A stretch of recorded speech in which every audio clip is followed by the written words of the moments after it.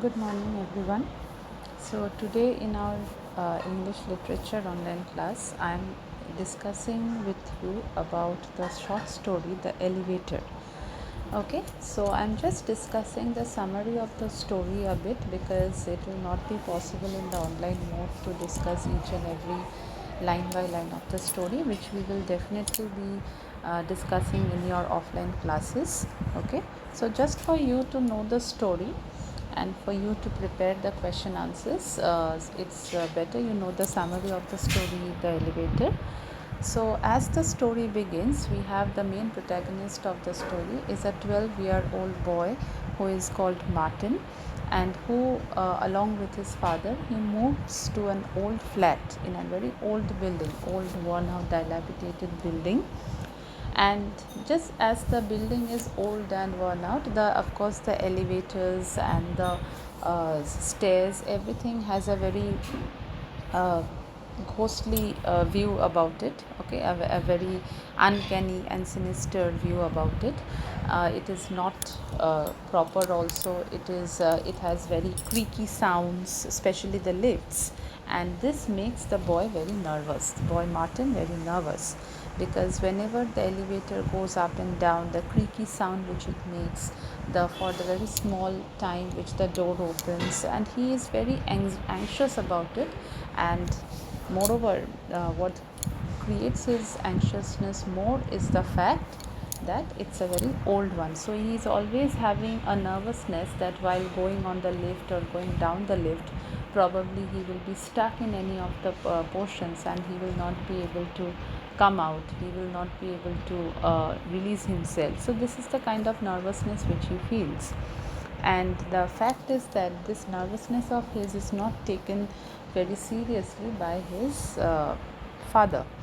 Okay, so especially and he also avoids taking the stairs. He is also fearful in taking the stairs because there are no windows in the staircases, there are no proper lights, and the area is quite dark, narrow, so it makes him more anxious to take the stairs. Okay, so but still, just because he has a fear of the elevator, sometimes he takes the stairs.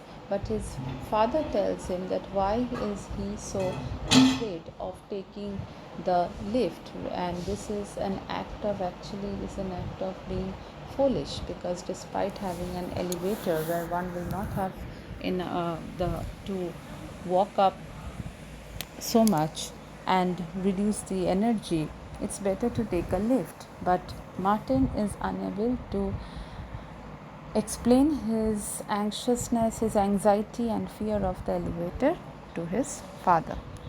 On one such occasion, he was just going on, he was just returning home from school when Martin takes the stairs, but as he was climbing up the stairs, he heard the echo of some footsteps as if someone was following him closely.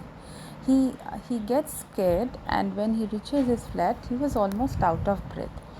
Martin's father worked from home, so the moment Martin is in such a manner, he enters the room in such a manner, he scolds him, and also for not taking the lift.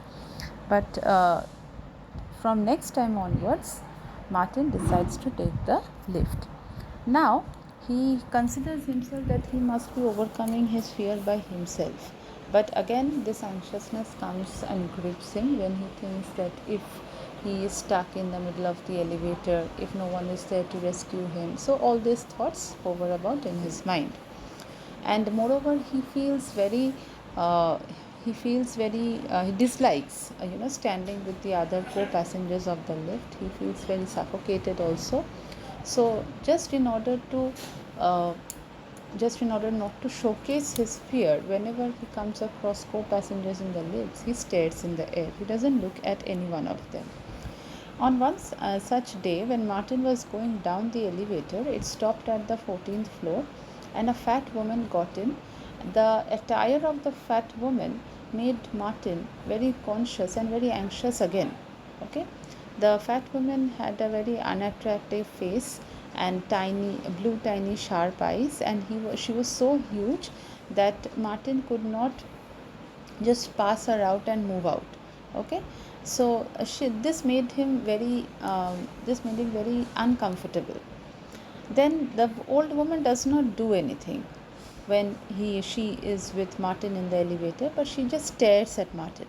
Okay, so as the lift reaches the ground, Martin just wants to escape, but he waits for her to exist. Then this anxiousness grips him so much that the entire day when he reaches to school, he is thinking about that old fat lady. Then again, when one day he wonders that whether she is really living in that building, because he hasn't seen her anywhere else before. Okay, then he just tries to figure out the timing when she takes the elevator or goes down or returns. So this makes him very concerned about what is the time she enters, and she one day she enters from one floor, again she goes down at another floor. So there is no fixed floor which she enters the lift, or fixed floor where she gets down. So this makes him more uncomfortable. Then again, after school, Martin is nervous to go in the lift because he thought he might encounter the woman again. He is himself ashamed of being scared, but at the same time, he also wants to confront her. Okay. Then Martin, the same fat woman enters when the lift stops at the third floor one day, and Martin speaks in a very squeaky voice that the lift is going up. She nods in agreement and presses number 18. So when the elevator goes up with the fat woman in, it shakes, and that makes him afraid more. So then Martin observes that there is no fixed pattern, as I discussed, that there is no fixed pattern where she enters from or where she gets down. This makes him very unusual. And then he just tries to get off the elevator by squeaking past her. Martin then asks his father if he had seen a strange woman in the lift, but his father said that he was watching television, and so he gives a casual reply. He adds that he encountered her twice when she kept looking at him, but the father scolds him. So Martin was trying to discuss his fear with his father, but he was unable to take it seriously, and he casually just avoids and goes on scolding Martin. Again, the next morning, when Martin takes the elevator, the woman is there inside as if waiting for him. Martin freezes. So, the existence of the woman now becomes a matter of fear for Martin. And then, as Martin is running down the stairs, he trips and falls and hurts his legs. So Martin gets crutches to walk as his leg is fractured. Now on the way back, Martin is very satisfied that now he is out of danger, and the fact that he has got his crutches, he has got a fracture, he will be on bed rest. But then he was also okay that his father was accompanying him now while coming back from the doctor, and he said that probably he will go into his flat safely. Then again, the he considers that if the woman appears now also, then her appearance is the cause of his bother that his father would try to definitely understand. Then what happens? The father gets off at the 9th floor, not at their own floor, with an excuse that he has to visit some Mrs. Ullman. So Martin requested him thoroughly to accompany him to their flat, but he refused. Then the father again scolds Martin for being scared. Okay, so Martin is not able to stop the lift because of the crutches, so while making it difficult for him to walk. The lift again stops on the 10th floor when again the fat woman is found waiting. She gets in, wishes him hello, and laughs and presses the stop button on the panel.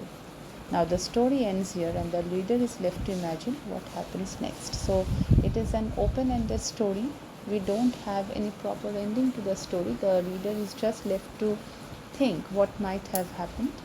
Okay, so here is the twist in the tale, and this makes the last portion of the story makes it quite a strange one, a little bit of eerie, you can say, and gives it a touch of something which is supernatural, you can say. Okay, although we don't find any existence of it, but still the feeling itself, the ending of the story and the feeling itself gives it a quite a number of goosebumps. Okay, so this is the summary of the story. If you can get some time, please go through the text with you, and definitely in your offline classes we will have a discussions regarding.